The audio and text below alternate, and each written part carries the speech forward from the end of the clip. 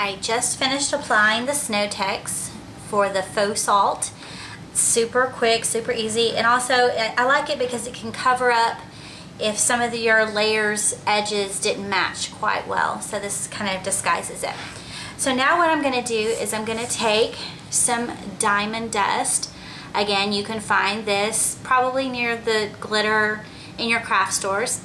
I have to warn you, this stuff is sharp, okay? Literally, I cut my finger yesterday working with it. It's not nearly as forgiving as glitter. It is like little shards of glass, so be very careful. I wouldn't advise you letting your children play with it. So let me zoom in here so you can see what I'm doing. Okay. The Snow Tex is still wet, and I'm just going to pinch some of the Snow Tex, and I'm just going to sprinkle it.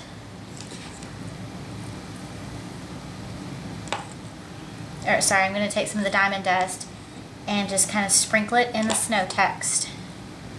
Okay?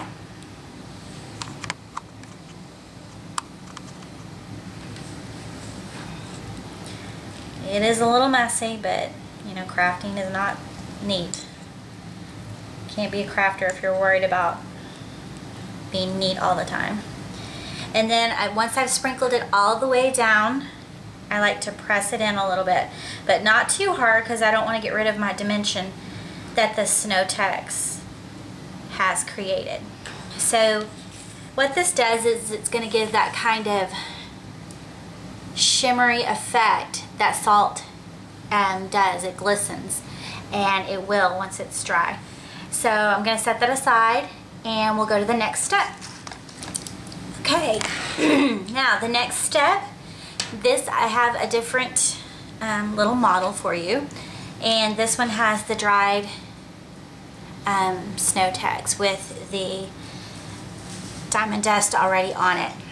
The next step is we are going to color in the inside of the lime right here with some stickles in Firefly or lime green. The color is called Firefly.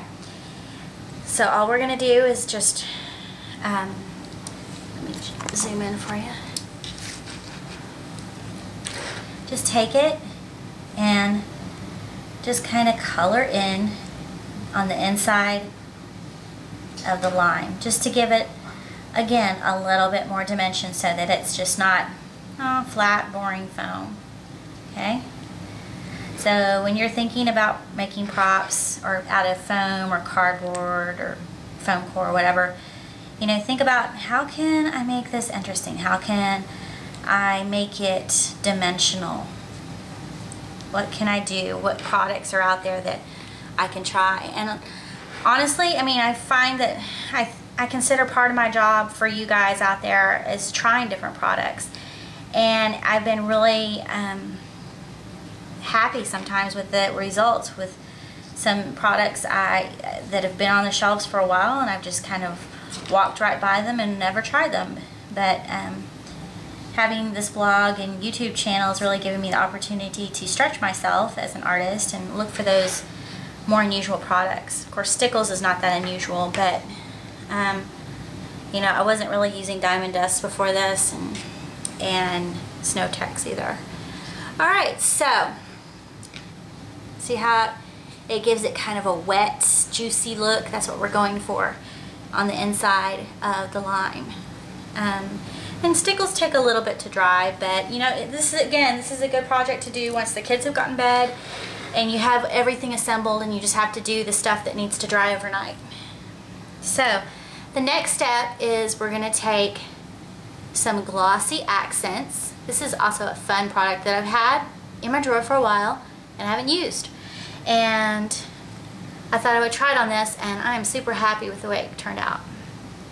All we're going to do is basically color the lime rind. Rind or rind? I don't know. Anyway, the outside of the lime. Basically just outline and color it in. And it's a little bit kind of murky, opaque in the beginning, but as it dries clear and shiny. it's really cool. So I know I'll be using some more of this on different projects because I'm really super happy with the way it turned out. And it kind of settles, flattens out. You know, some glitter glues do, like the Stickles is pretty good about flattening out. Some glitter glues are, and then some other glitter glues don't flatten out, and it's really bumpy and you're not happy with the way it looks, but that's not the case with this. Kind of flood it in and it kind of settles in. So I'm going to finish this up and we'll go on to the next step. Okay, one last thing before we go to the next step. I just wanted to show you. Here I have finished applying the glossy accents. It's still wet. It does dry faster than glitter glue, but I'll probably leave it for an hour or two. I just wanted to show you the difference of one that's already dry. It does dry clear and ultra shiny. Look at that, isn't that cool? So I'm really excited to see. You can see this has the Stickles inside and then the shiny glossy accents on the outside. Again, this is all just fun foam as the base, but when you apply different products to it, it can be really cool. Okay, so let's go to the next step. Okay, we are now in my garage. I'm sorry, it's a mess, but I wanted to show you the next product I use for the next step. I was going to use foam core for the backing of the Margarita glass, but I've been working on these glasses for a few days and I'm tired of working on them, and I found the foam core that I bought a bit tedious to cut through. Not that it can't, but it just wasn't fast enough for me. So I've had this stuff sitting in the garage for a while to make props with, and it's called Protection Board 3 Underlayment. Sorry, it's folded all up. And I got it at, I think, Lowe's or Home Depot. And it's a huge accordion file pack of this stuff. It's lightweight. Now all of this, see, it's huge. I mean, it's a lot of layers. And that's gonna make a lot of props. It was $40, but it was damaged. And I didn't even ask, but the guy gave me it half off, so I got all this for $20. So mental note, if something is damaged but you can use it for crafts, ask for a discount. So let's go back inside and I'll show you what I did with it. Okay, now the next step is to use your template again, and in this instance I used the largest one, the background of the Margarita, and I cut some of the underlayment out, put it down, and I traced it around with regular ballpoint pen. And then I took an X-Acto knife and cut it out. This stuff cuts so much easier than foam core. At least the foam core I got. Now I know there's probably different types of foam core, but this stuff cuts amazing with an X-Acto knife. So once I cut it out, I painted the edges and the back.